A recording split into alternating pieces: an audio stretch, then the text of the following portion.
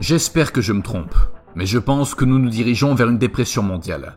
Les gens sont déprimés, l'économie continue de baisser, il est difficile de remonter.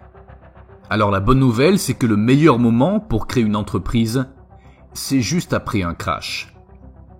Moi par exemple, j'ai gagné plus d'argent après 2008 que pendant toute ma vie.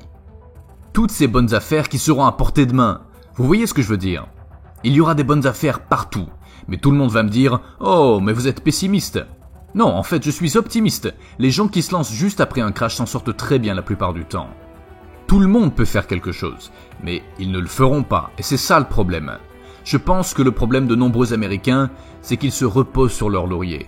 Ils s'attendent à ce que leurs problèmes se résolvent d'eux-mêmes.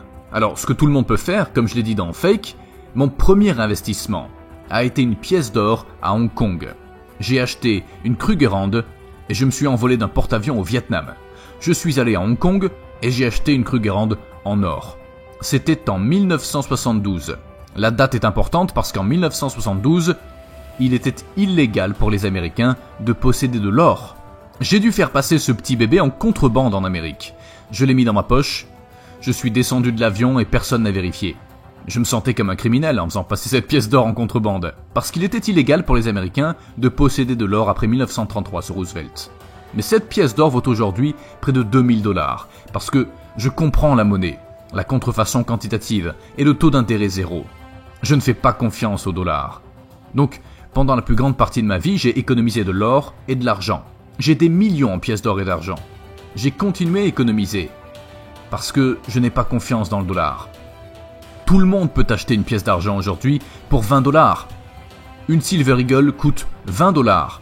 Mais combien de personnes iront l'acheter dans un magasin de pièces de monnaie? Probablement zéro. Moins d'un dixième d'1% des Américains possèdent des métaux précieux. Et l'argent est aujourd'hui 50% en dessous de son niveau le plus élevé. Donc l'argent est la meilleure affaire sur le marché à l'heure où nous parlons. Il est à environ $20. Il devrait passer à 50. À $20, j'en parle à mes amis qui me répondent « Je vais y réfléchir ». C'est ça le problème. Tout le monde peut se permettre de payer $20. Les enfants peuvent se permettre $20. Le truc, c'est que personne ne le fera, et vous le savez aussi.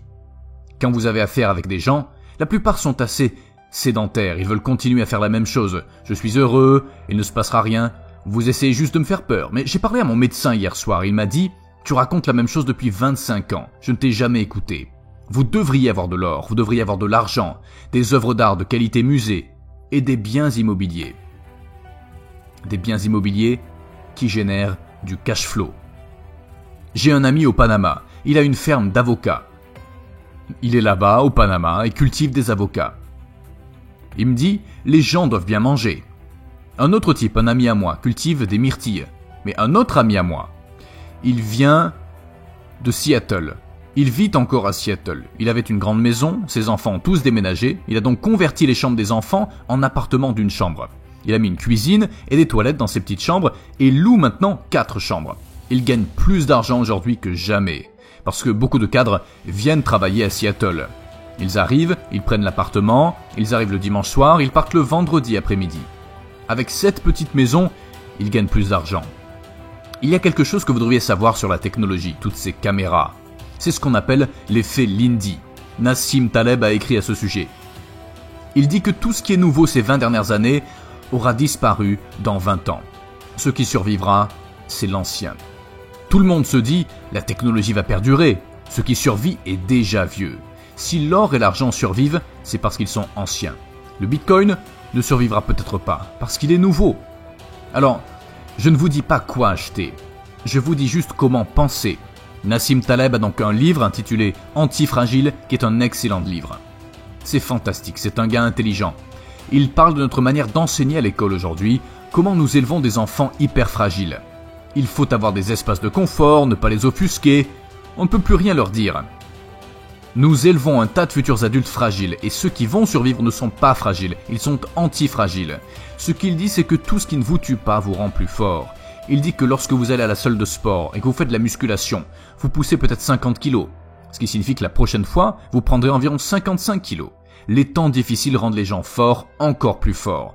C'est quelque chose que tout le monde peut faire. Tout le monde peut se permettre de dépenser $20. Mais le feront-ils? Non, Ils iront plutôt à Starbucks pour les engloutir. Le truc, c'est que tout le monde peut faire quelque chose, mais il faut trouver ce que l'on peut faire.